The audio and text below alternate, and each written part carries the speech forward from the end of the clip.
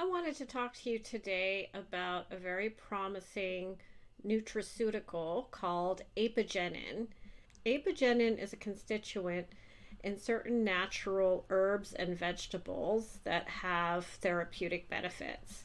One of these is chamomile. The other one is celery seed and also parsley. Apigenin generally has a calming effect. So when people take chamomile tea, the reason they get calmer, one of the main factors is the presence of apigenin. And I have used chamomile successfully on a number of my clients in combination with other therapies. And also I have used it successfully on my cat who had cancer. It helped prolong his life from a prediction of him living for not more than 6 months to him living over 2 years longer. And I attribute a lot of that to apigenin. He did take other things like frankincense and black cumin seed oil as well. So I wanted to talk about apigenin's promise for cancer. I have an article here from the NIH. And inside the article, you can see here, there's a chart. And in the chart, it shows some of the things that apigenin is known for doing. Apigenin is known for being anti-inflammatory. It's known for helping to reduce blood pressure. It's known for being antibacterial. It's known for being antiviral. It's known for being antioxidant. And it's also known for being anti-cancer.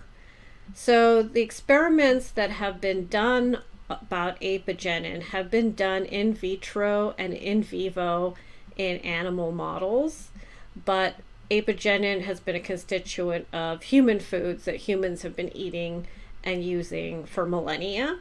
So it is known to be pretty non-toxic and also quite safe.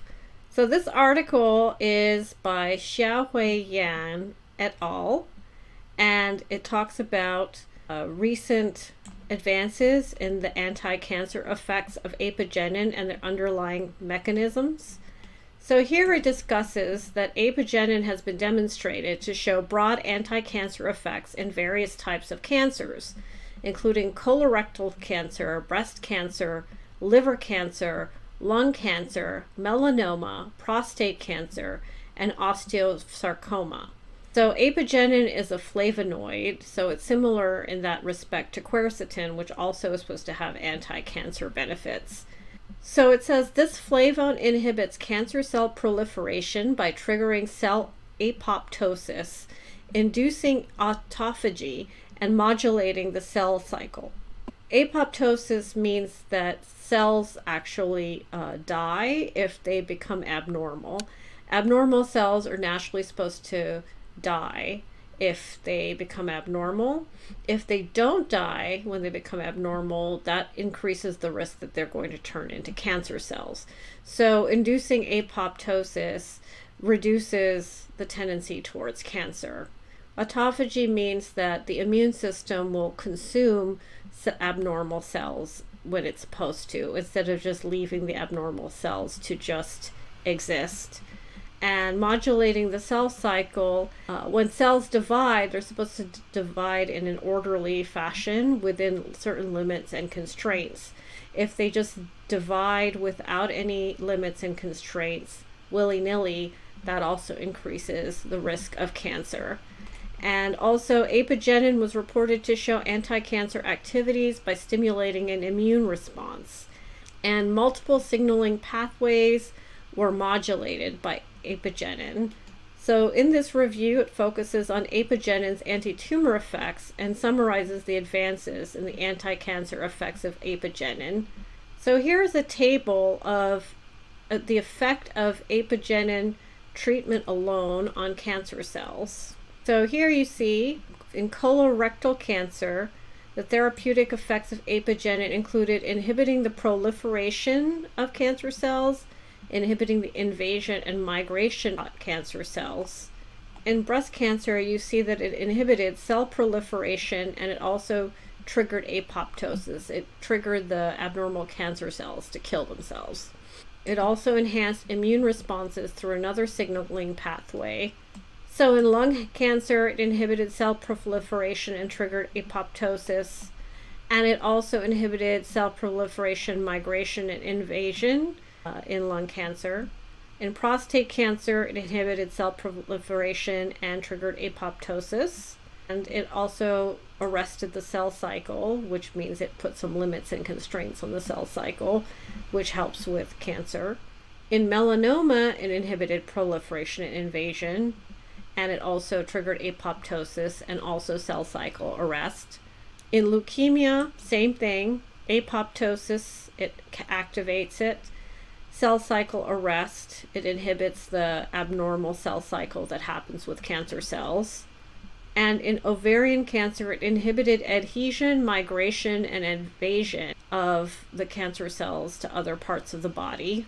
In glioblastoma, it inhibited angiogenesis, which means blood vessels growing to nourish cancer cells. It inhibited self-renewal capacity, and in renal cell carcinoma, so in kidney cancer, it triggered cell cycle arrest. So it stopped the abnormal cell cycle growth that you find in cancerous tumors.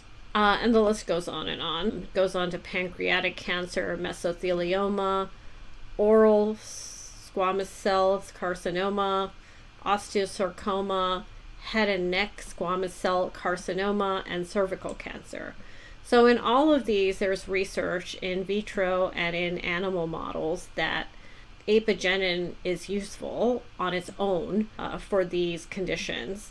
But there's also evidence that Apigenin is useful in combination with chemotherapy drugs that are standard treatment. So here it shows that co-treatment with other chemotherapy drugs is a reasonable way to enhance Apigenin's anti-cancer activities. And also one of the things that Apigenin seems to do is it actually seems to lower the side effects of the chemotherapy drugs.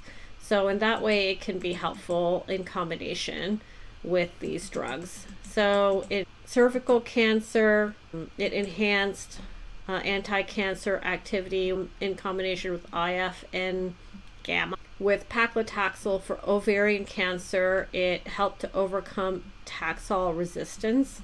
So it made the cancer cells more sensitive to the chemotherapy drug Taxol. In cisplatin, it enhanced the cytotoxic effect of cisplatin, so it increased the ability of cisplatin to kill cancer cells. And in prostate cancer, it enhanced the anti-cancer effects of cisplatin. And yeah, there's evidence with laryngeal carcinoma that it improves the benefits of cisplatin. And also with solid airlet carcinoma, it improved the benefits of cisplatin. It enhanced the anti-cancer effect.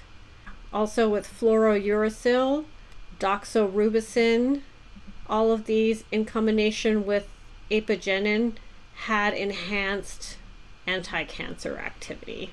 So in this study, it ends by concluding that more in-depth studies on the pharmacological mechanisms and toxicology of Apigenin in different cancers and further clinical studies on Apigenin in cancer therapy are warranted. Apigenin appears to have the potential to be developed either as a dietary supplement or as an adjuvant chemotherapeutic agent for cancer therapy. So Apigenin is a nutraceutical that is widely available. You can find it on Amazon.com.